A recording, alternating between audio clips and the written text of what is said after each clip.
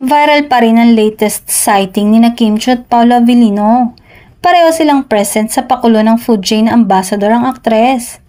Nag-perform din sila at sumali sa games kasama ang contestants. Hindi naman magkamayaw sa kilig ang spectators habang magka-holding hands sila at sangang dikit ang isa't isa. Nang maibahagi naman ito sa isang portal, marami ang nag-react. Anila, pagpapatunay daw ito na mas ginawang sakalam ang kanilang tandem.